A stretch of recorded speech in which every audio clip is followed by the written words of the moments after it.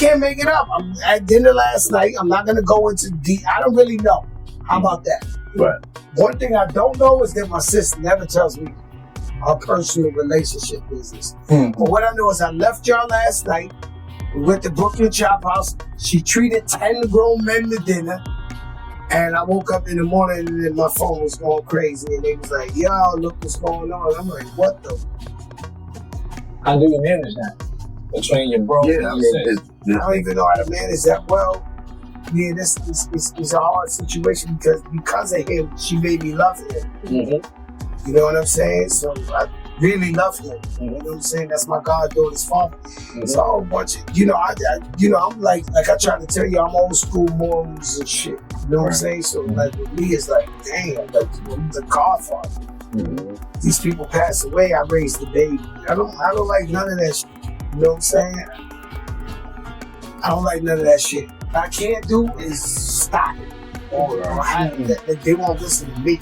Or like she talks about it all the time. Like she's like, I'm gonna wear this, and my next birthday we're gonna wear the same thing. I'm like, bro, she's not coming back. It's over. But anyway, hi babe. Papoose blasted Fat Joe after he got involved in Pap and Remy's ongoing drama in a recent interview. Although he didn't want to take sides, it was obvious that he was on Remy's side.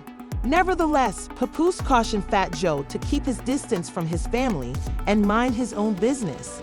For the past few weeks, he and Remy have been driving each other around on social media, and the drama just keeps getting worse. At first, it seemed like Remy was the one stirring the pot and spoiling. As you may already be aware, Papoose and Remy have been tearing at each other's throats online since Remy caught Pap sleeping with his phone in his hand while talking to his new girlfriend, Clarissa Shields. For those who are unaware, Clarissa is a professional boxer, and she and Papoose have been treating her badly. However, she later shared some more receipts that demonstrate just how cruel Papoose and his new bone have been treating her. As I mentioned earlier, the drama is only going to get worse, so you'd better get in here, and let's break this down. Lately, I began playing around, so it seems that Remy got screenshots of those texts and said, Papoose's dumb ass fell asleep on the phone with Clarissa Shields lying in my house. He refused to leave, despite the fact that he was meant to be a world champion boxer and get intimidating. I hung up the moment she heard me speak, and now I'm telling her everything. Oh, and sweetheart, you're not alone. Based on what appears to be very serious correspondence between Clarissa and Papoose, she texted him, saying, take responsibility. You are the one who was married if you couldn't at least talk to me on the phone or be with me in person. It shouldn't be a big deal to tell me you made it home safely or to say you fell asleep in the Sprinter, but Remy didn't think any of this was cute at all. In fact, she accused Clarissa of smearing her name in the media, saying in her Instagram story that this lady Clarissa Shields and that our publicity team has been putting out fake stories on me daily to make me look bad and him look like God's gift for too long. Stopped the story, and he kept telling me to just keep quiet because that's the best thing to do. I'm tired. Oh, and he said that he would never foo asterisk you because you're ugly. But don't worry, I saw everything, and now the world will see it because you're such a tough boo. It's unclear where Clarissa was spreading the rumors about Remy, but Remy did show screenshots of texts in which Clarissa was scared about the entire situation because of the negative publicity. Clarissa has a documentary called The Fire Inside about herself, and Ryan Destiny plays her. Needs the media to call her a husband snatcher right now. In the text, she confronted Papoose about the entire situation, saying, I know you hate the internet games, but you need to do something today about this girl. My PR team is going to freak out when they see this. I can't be up there exposing her, etc. Before December 25th. The movie is coming out. You still have your other phone log. Don't worry, I'm not worried about anything she says or puts in a story. What's funny is that in all of Clarissa stated in another text that she asked for gifts, suggesting that Papoose isn't truly providing her the attention she needs. I'm tripping when I say that I want flowers. I'm tripping and I want time to myself. I'm lying here feeling foolish and I don't know how to feel. Remy wasted little time in accusing Clarissa of being a jerk. He said, "Papoose, you effing dummy. Hey, Miss Shields, he followed your advice, but not before I captured a snapshot of your conversation. Oh, he was getting me jailed." The woman who had never cheated on him in 17 years. "He was holding me down while I was away, and I received all of your messages and pics from the chicks. The same woman who might have used my platform to expose you was planning to destroy me with one of his chicks." As he was going to add, "Imagine that. He threatened to reveal that if anything explicit leaked about me, it would be him." When Remy was imprisoned in 2008, she was already seeing Papoose, and everyone thought that Pap kept her down during her 6 years inside. After all, they were married over. When she was still incarcerated in 2015, she renewed her vows, and they somehow rebranded themselves as one of the most popular couples in hip-hop. Everything was adorable until Remy began accusing Papoose of sneaking around behind her back while he was allegedly holding her down. Fast forward to December, when Remy leaked the conversations between Papoose and Clarissa, confirming her suspicions that he had been cheating on her. Meanwhile, Clarissa was out here stirring things up. She wrote about how a lady with 2 boyfriends feels upset with a man who has a girlfriend in this Instagram stories post. "Remy ma, why are you tagging me if I'm not the only one?" Remy then retaliated with an asterisk. "Hi, I'm Shields. Please stop playing with me because I'm not the enemy you want. I am a one-boyfriend woman, just like I was a one-husband woman, and I'm a good woman at that, so he ass won't just go, oh, and he won't buy you anything, see, because he thinks that's the prize. He's a taker, not a giver. I am not even angry.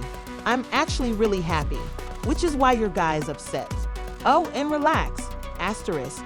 I know you said you feel foolish, but you also appear foolish. Hash hasn't knocked anyone out yet, and he won't either." Many people felt that Remy went too far when she implied that Clarissa didn't want her as an enemy and that she wouldn't be knocked out, even though the professional boxer would undoubtedly knock her out in a one-on-one fight unless Remy was planning to bring a hammer to a fistfight, which Remy mentioned that Papoose had lied about knocking someone out, and that person was Remy's new boyfriend, Easy the Block Captain.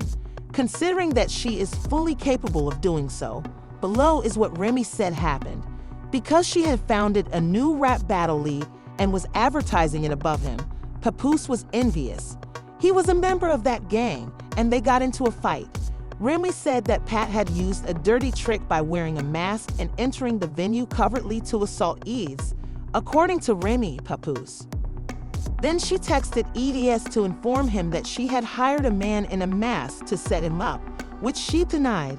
If this were true, however, it was a very petty thing for Papoose to do, as he could have easily endangered Remy's life.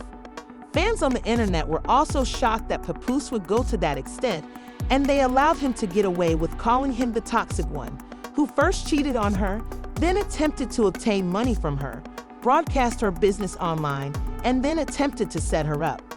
However, when all of this drama began, Papoose portrayed Remy as toxic, accusing her of cheating on him and being a bad mother. He said, "It's sad to say that Remy Ma is a narcissist now that I've moved on. She's playing the victim. I've asked for a divorce multiple times. She would rather clout chase on social media than handle this like civilized adults. I didn't want to do social media foolishness for the sake of my 6-year-old baby. She has to go to school, as you can see, so I stayed silent throughout. You are the one who plays with the police, fabricating text messages that you claim are from more than 10 years ago in order to fabricate a story and defend cheating and his narcissistic behavior. It is pitiful to try to get her arrested by saying, 'I will never get anyone arrested again.'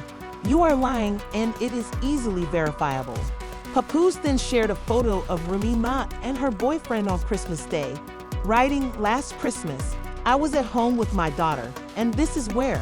Now that I've finally moved on, Remy Ma is acting like a narcissist and is angry. I told her that we could get a divorce like adults, but she won't do that because I wouldn't lie and say I didn't knock this chump out. In spite of the fact that he didn't throw a single punch and was extremely soft the last time I saw him, he was in the fetal position, which was visible to everyone. Remy woke him up and took him home for 4 days, and I went home with my daughter. As you can see, I could not wait to lie about it again. He was a narcissist who shook my head and slept with my wife. I knocked him out because he shook my hand and then slept with my wife's ex-wife. But Remy responded with receipts showing that she spent Christmas Day with their daughter, even though she could have spent the night with her new boyfriend.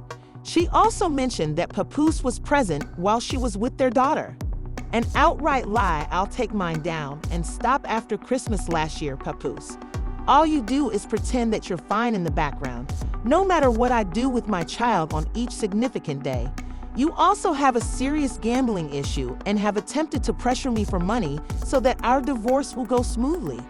I've been pleading with you for years to go, and let's get a private divorce. But you claim that the only way you'll do so is by a public outcry.